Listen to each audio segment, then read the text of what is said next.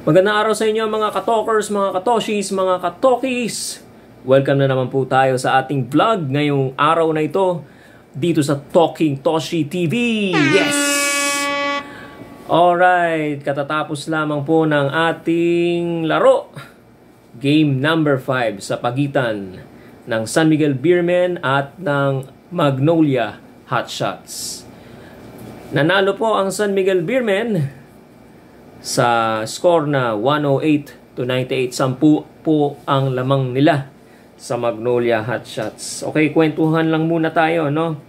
Sa mga nangyari nung first to fourth quarter. Okay. From the get-go, right off the bat, simulang-simula pa lang, nagpaulan na ng mga tres ang ilang mga players ng San Miguel Beer. Ito ay walang iba kundi sila Simon Enciso, Don Trollano at si Jericho Cruz. Okay, katunayan yan, 45% to 37%. 45% para sa San Miguel, 37% para sa Magnolia. So lamang ang San Miguel sa 3-point field goals, ano? Sa overall field goals naman, 40% as against to 27 lang sa Magnolia. Sa ibang department, sa rebounds, okay, namayani pa rin ang San Miguel dito during the first quarter, ano? 17-12, no? At sa bench points, ito ang pinagkaiba ngayon sa laro na to. From games 1 to 4, ang namamayani sa bench points ang Magnolia. This time, it's the other way around. Okay? Nanguna ang San Miguel Beer sa bench points. First quarter pa lang, 11-3. Okay? Courtesy of Don Trollano and Jericho Cruz. Kasi they came off the bench, eh. No? Hindi naman sila starters, ano? So, yan ang naging story ng first quarter. Ang score, 25-18. Nung second quarter, mas lumala hindi naman lumala. Mas nakaagapay ang Magnolia. Okay? Kaya lamang pa rin ang San Miguel sa ilang mga departments, ano? Kasi hindi naman nila natambakan, eh. Hindi naman nila na-outscore, no? 23 all lang, actually. Sa second quarter, ang scoring, 23 all. Tabla sila, no? Okay, so sa offensive rebounds, 8-5. 8 ang San Miguel, 5 ang Magnolia, no? At ang na-convert, ilang puntos ang na-convert ng San Miguel do sa 8 offensive rebounds sila?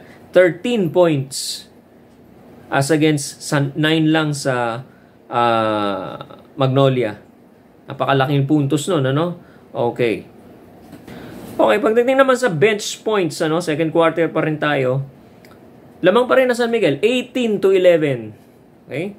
Still courtesy of Trollano and Cruz. They combined for 18 points. Sa kanila pala lahat yung 18 na yun, no? Trollano with 7, Cruz with 11. So yung buong 18 points ng bench points sa kanilang dalawa. Okay, sa points from turnovers or turnover points, okay, mas marami na convert ang San Miguel, 16-9 out of the turnovers of Magnolia. Sa rebounds naman, marami pa rin ng San Miguel. That's 33-24 alone. Sa field goals of 3-point shots, halos magkapareho sila. So, hindi natin sila makompare sa field goal percentage dahil medyo humabol ang ano dito, no, umagapay sa scoring ang Magnolia.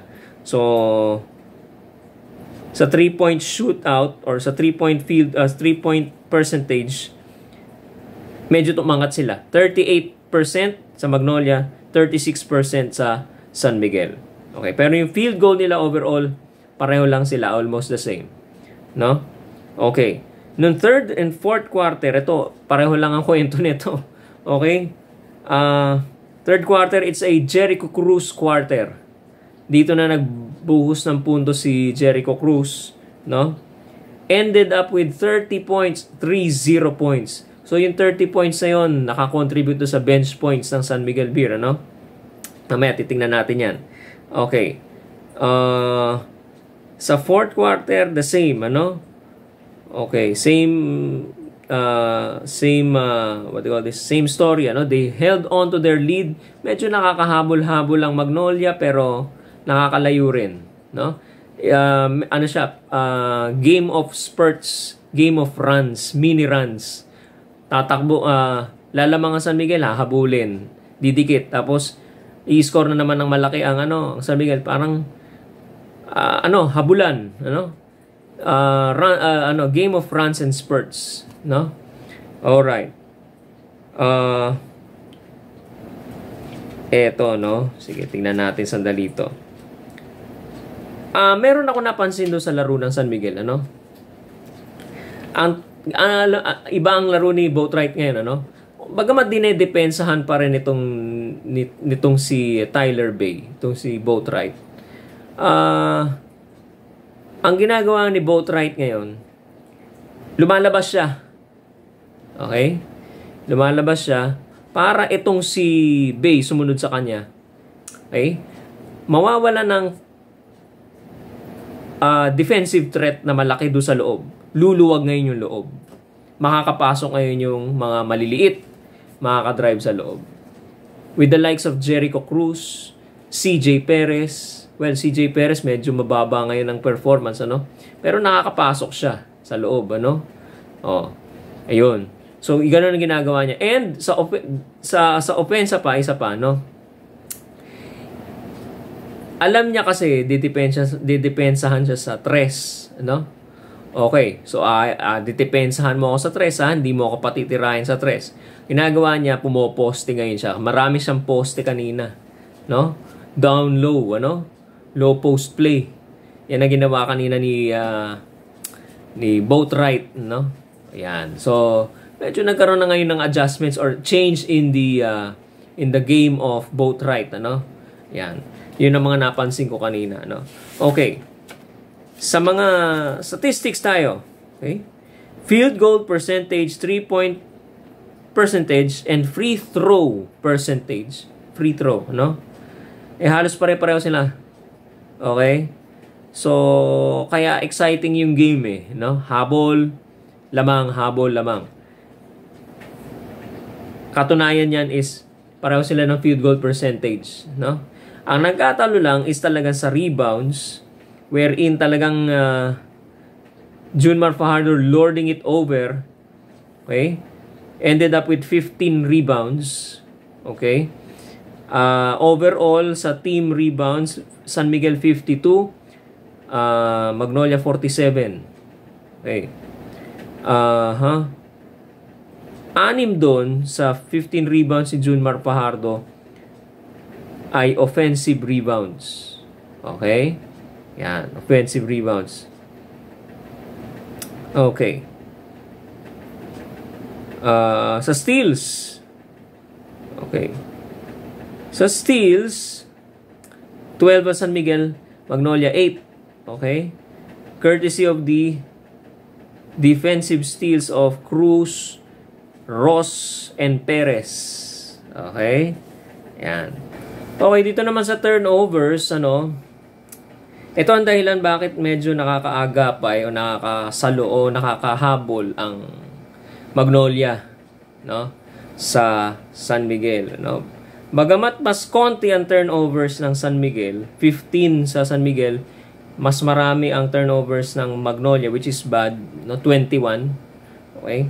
Kung titingnan nyo yung points of turnovers sila, okay, 29 to 27, okay, mas maraming na-convert na puntos ang Magnolia kaysa sa San Miguel. Okay? Kung titingnan nyo yun, 27 ang na-convert na points out of the 15 turnovers ng San Miguel. Samantalang 21 turnovers, 29 ang na-convert na points ng San Miguel. Sasabihin nyo, mas mataas yung sa San Miguel. Hindi. Kung titingnan ninyo yan, kung i-minus nyo yung 27 sa 15 tsaka 29 to 21, plus 12 ang Magnolia sa pag-convert ng points galing sa turnover, 8 lang or plus 8 lang ang San Miguel sa pag-convert. So, mas malaki pa rin ang sa Magnolia. So, efficient pa rin sila sa pag-convert ng points of the turnovers. Kaya medyo nakakahabol sila, no? Ayan. Sa second chance points, ito. Second chance points, San Miguel, 19 to 15.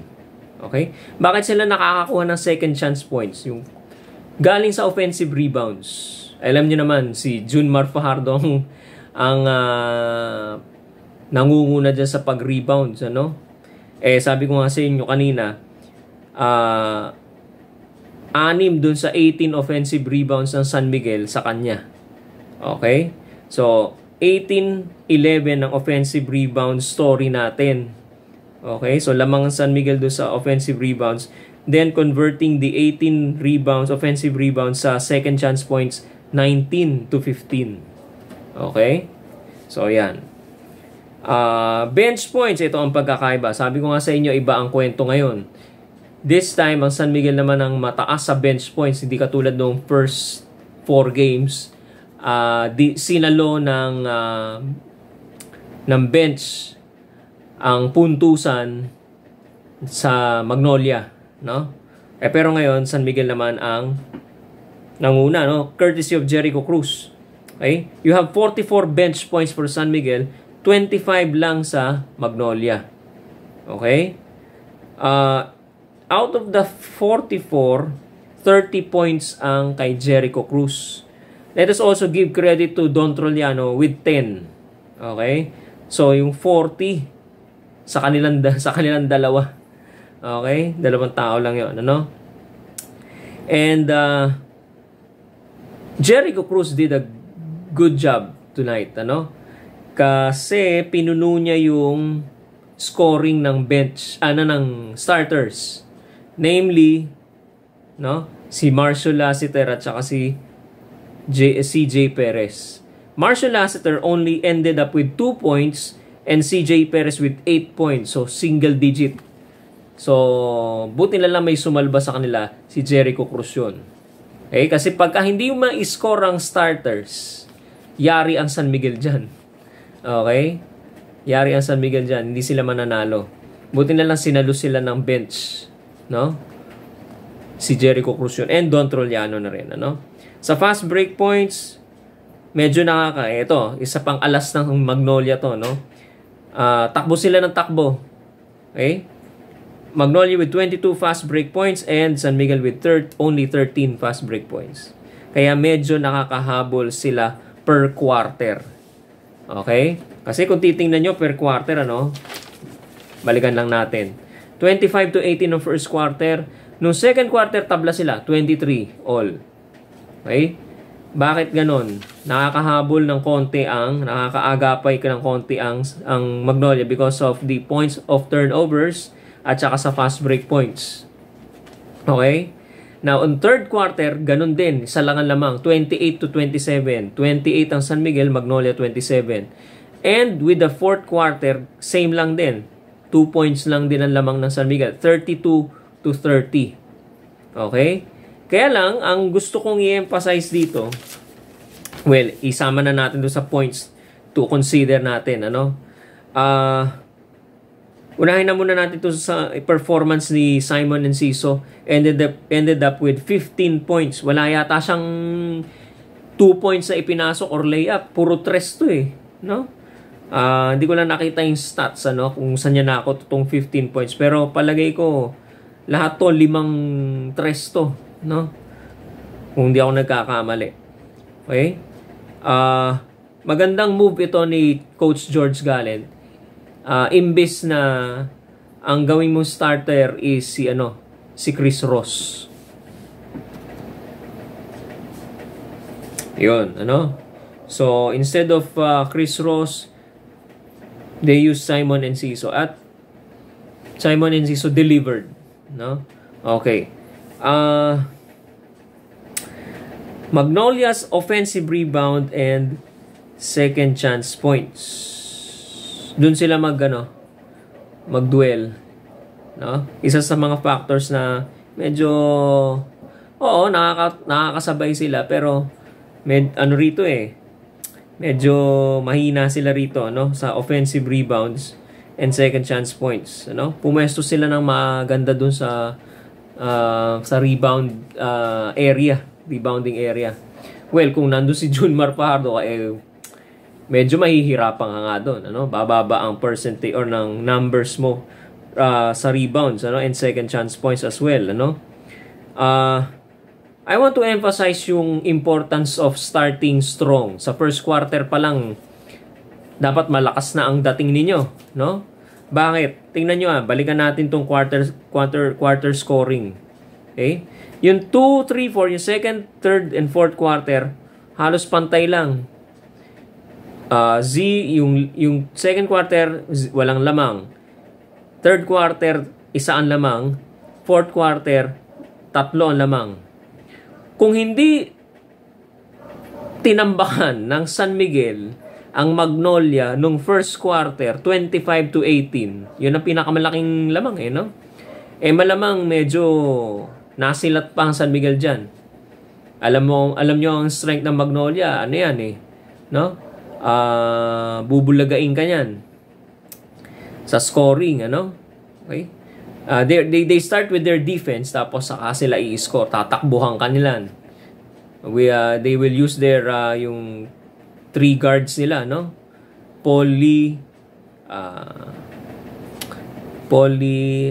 Mark Baroka and Gio Halalon. Okay? Kaya 25-18, yun ang naging factor. That's the importance of starting strong sa game sa first quarter pa lang.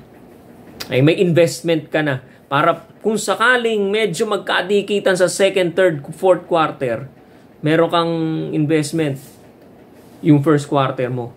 Malaki lamang mo. Yan. Kaya nanalo naman sila. Tingnan mo, 10 ang lamang nila. Medyo malaki-laki kasi meron siyang 7-point lead dun sa first quarter. No? Yan. Alright. So, game number 6. May game number 6 po tayo mga kababayan, mga ka-PBA. Yan po ay sa Miyerkules, February 14. Aba, okay. So, February 14, sa Miyerkules po, game number 6. Anong oras ba yan? Wednesday, ano? Sa ganap na alas 7:30 ng gabi. Diyan pa rin po mapapanood. Kung kayo'y team bahay, RPTV. Kung sa manonood naman kayong live, gusto nyo live dun mismo sa venue, Smart Araneta Coliseum po tayo. Mga kababayan, mga ka-PBA, maraming salamat po sa pagtuloy po ninyong pagsubaybay sa ating mga analysis sa mga laro sa PBA.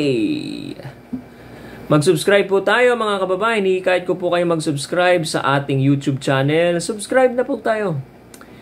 At para ma-update po kayo sa mga latest videos po natin, i-click nyo lang po yung all pagkatapos nyo mag-subscribe at ma-notify na po kayo sa mga latest uploads po natin. At sa Facebook page na rin po natin, i-like and follow na rin po natin. Maraming salamat po mga kababayan, mga ka-PBA. Enjoy natin ang ating linggong darating na ito. Ingat po tayo. Maraming salamat po sa pagtutok at panonood sa ating mga videos.